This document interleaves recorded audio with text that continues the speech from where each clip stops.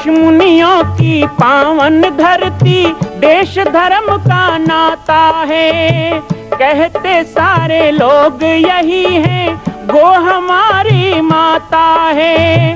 जाग उठो ओ भारतवासी, जाग उठो ओ भारतवासी, गौ पर छुरियां चलती हैं। बंद करो गो माँ की हत्या, सारी जनता कहती है। बंद करो गो माँ की हत्या, सारी जनता कहती है।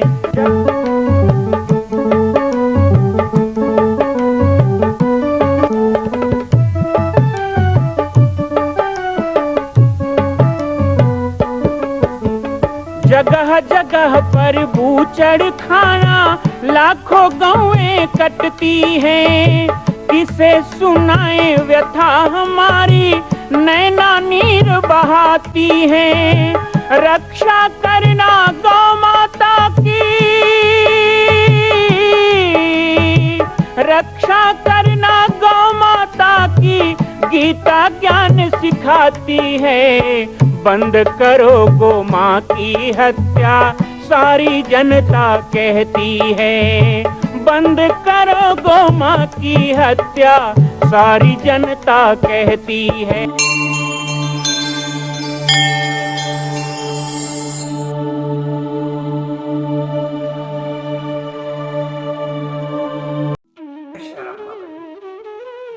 सद्गुरुदेव श्री राजयोगी बाबा जी को सादर दंडवत प्रणाम। तन थिर मन थिर वचन थिर, सूरत मेरत थिर होए, कहे कबीर वा पल को, कलप न पावे कोई। सुमिरन से सुख होता है, सुमरन से दुख जाए, कहे कबीर सुमरन किए, साईं माही समाए। प्रकाश डालने की कृपा। जय श्री राम। जय श्री राम। जय गो माता, जय गोपाल।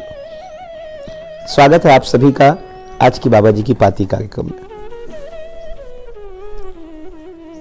विगत 2 दिनों से हम चर्चा कर रहे हैं सुमिरन, बाबा संत कबीरदास जी की एक प्रसिद्ध साखी पर। बाबा कबीरदास जी कहते हैं, मन थिर तन थिर वचन थिर, सुरत विरति थिर होए। आखिर वो कौन सी सुरति है और कौन सी विरति है जिसे थिर करने की बात संत बाबा कबीरदास जी कहते हैं। साहेब कहते हैं कि तन पूरी तरह से पवित्र हो, शांत हो, मन शांत चित्त एकाग्र हो, तन और मन के अनुकूल वातावरण हो। उसके पश्चात जो सुरति परमात्मा में लगती है, या विधि मन को लगाए सो हरि पाए। कल हमने आप सबके साथ कुछ चर्चा की थी कि किस तरह तन को थिर करें, मन को थिर करें। अब थोड़ी सी चर्चा आज सुरति की करते हैं। सुरति है क्या? एक तो होता है सूरत। सूरत को भी सुरति कहा जाता है। जैसे हम कहते हैं खूबसूरती, बदसूरती। तो क्या इस सूरत को सुरति कहते हैं? नहीं। परमात्मा के दिव्य रूप में जो अपना लौ लगा लेता है, जो अपना मन लगा लेता है, उनकी सुरति से जो अपनी सुरति जोड़ लेता है, उसे कहते हैं सुरति, अर्थात ध्यान। बिना सुमिरन के ध्यान नहीं हो सकता। हमने पहले सुमिरन के विषय में चर्चा की है और सुमिरन के पश्चात हम ध्यान की ओर आगे बढ़ रहे हैं। ध्यान, धारणा, समाधि, योग के ये 3 गुण हैं, 3 पर्याय हैं। तो सुरति को थिर बनाना है। कभी कभी हम देखते हैं कि हम ध्यान भी लगाते हैं तो विवेकानंद जी कहा करते थे कि जैसा बंदर होता है, कभी बगीचे में जाएगा, फल खाएगा, लेकिन थोड़ी देर में वो घर के ऊपर चढ़ के खपरेल तोड़ने लग जाता है, उपद्रव करने लग जाता है। तो हमारा मन भी बंदर की तरह है, वो एक जगह लगता नहीं है, एक कार्य में स्थिर नहीं होता है। तो हम कैसे अपनी सुरति को स्थिर बनाएं? तो इसके लिए बहुत सारे साधन हैं। अब बात आती है निराकार ब्रह्म की उपासना की। तो कई लोग कहते हैं, गोस्वामी तुलसीदास जी ने भी कहा है कि ना कछु चाहिए दिया गृदवाती। और कबीरदास जी ने तो इस पक्ष पे बहुत कहा है। तो कबीरदास जी के निर्गुणिया विचार को सुन करके बहुत से लोग भ्रम में पड़ जाते हैं कि कबीरदास जी ने सगुन का विरोध किया। बिल्कुल गलत बात है। यदि कबीर सगुन का विरोध करते तो वो राम राम का जाप नहीं करते, वो सगुन ब्रह्म की उपासना की बात नहीं करते। हाँ, कहीं कहीं पर उन्होंने इस पाखंड का खंडन जरूर किया है कि आप केवल पूजा पद्धति या अंधविश्वासों में जकड़ के ना रहें, बल्कि उसका जो सूर है, उसका जो रहस्य है, उसकी जो प्राप्ति है, उसकी ओर भी आपका मन आगे बढ़ना चाहिए। नहीं तो हम जीवन भर पूजा ही करते रह जाएंगे, उसका भाव नहीं समझ पाएंगे। उन्होंने सभी को ध्यान, धारणा, समाधि इसी जीवन में प्राप्त करने को कहा। बड़ा प्रसिद्ध पद है कबीर का, सहज समाधि भली रे साधो सहज समाधि भली।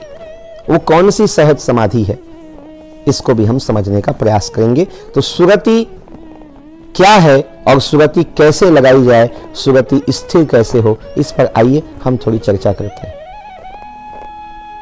जैसे नटवा चढ़त बांस पर सुरति ढोल पर लावे, मन को लगावे हरि पावे, या विधि मन को लगावे, मन को लगावे हरि पावे। सुरति शब्द पर बाबा कबीरदास जी ने कई साखी लिखी। यहां पर दो चीज कह रहे हैं, सुरति और विरति थिर होए। सुरति अर्थात परमात्मा में मन का लीन हो जाना। जैसे एक नट होता है, वो रस्सी पर चलता है। आपने देखा होगा नट का खेल, जब वो रस्सी पर चलता है तो उसके हाथ में एक बांस होती है, उस बांस का वो संतुलन बनाता है और उसी संतुलन में अपने मन को पूरी तरह स्थिर कर लेता है। सुरति भी कुछ ऐसा ही है। सुरति परमात्मा पर हम लगाए तो वो सुरति पर ध्यान रहेगा और संसार के सारे कर्म करते हुए भी ना हम डगमगाएंगे और ना हम गिरेंगे। लेकिन एक बात और होती है, जब छोटा बच्चा नट के रूप में या छोटी बच्ची नट के रूप में रस्सी पर चलता है या चलती है, तो उसकी माँ या उसके पिताजी बिल्कुल उसके नीचे में खड़े होते हैं।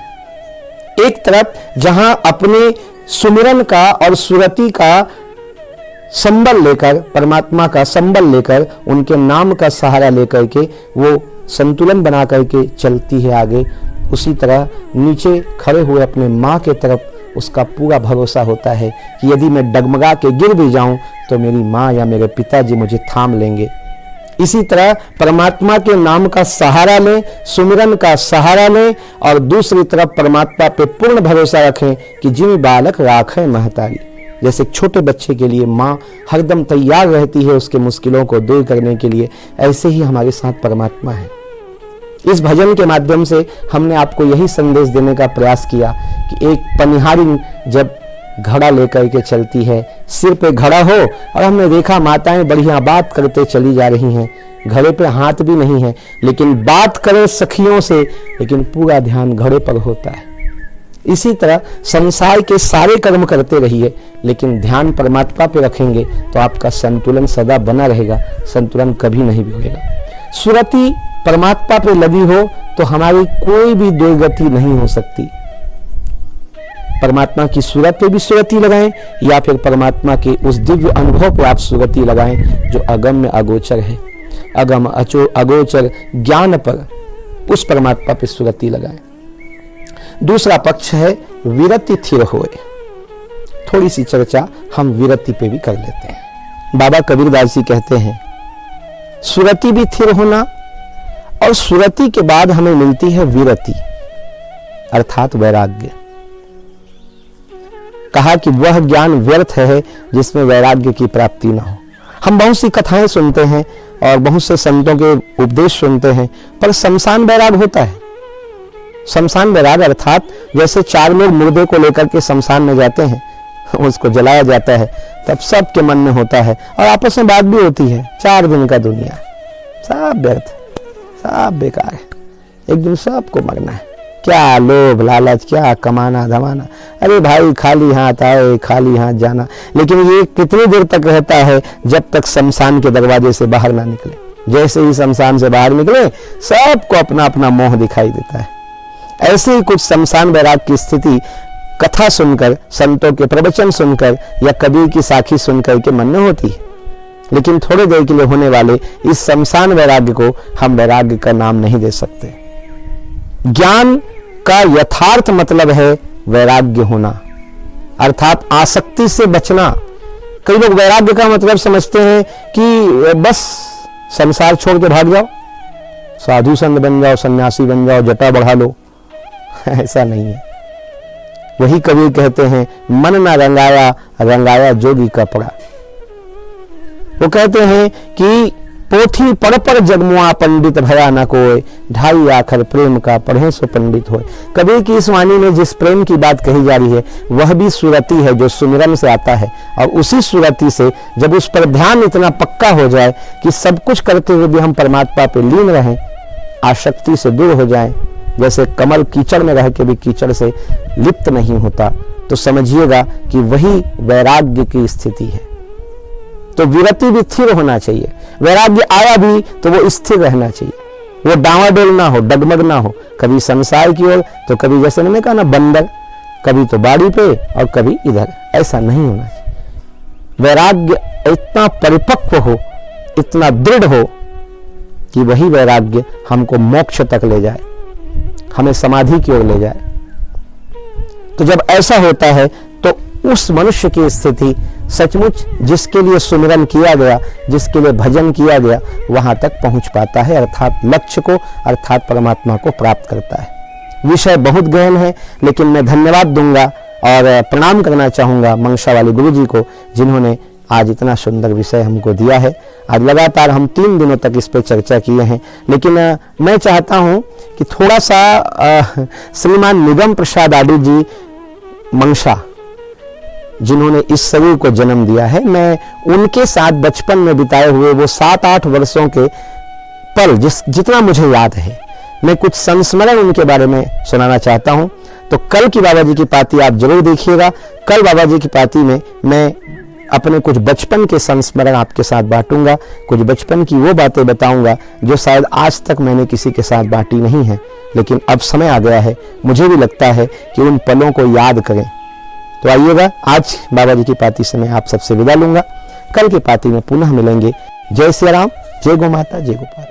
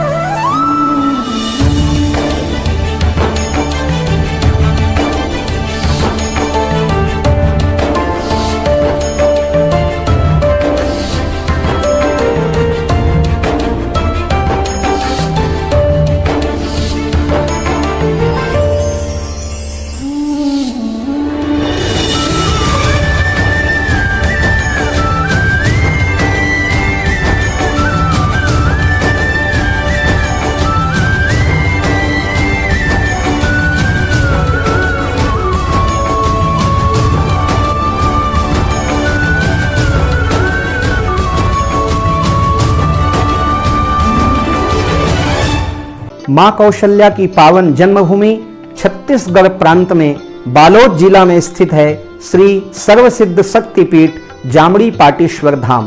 परम पूज्य सद्गुरुदेव राजयोगी बाबा जी की तपस्थली श्री पाटेश्वर धाम और विश्व के अद्वितीय मां कौशल्या जन्मभूमि मंदिर निर्माण का दर्शन करने और इसी प्रकार समसामयिक विषयों पर अपना ज्ञान वर्धन करने के लिए और 10,000 गायों के लिए बनने वाले श्री हनुमान नंदीशाला गो अभ्यारण्य का समाचार प्राप्त करने के लिए आप सभी देखते रहें YouTube चैनल पर राम बालक दास, और हमारे चैनल को आप सभी सब्सक्राइब करें, घंटी का बटन दबाएं ताकि आप सूचनाओं से जुड़े रह सकें। जय श्री राम, जय गौ माता, जय गोपाल।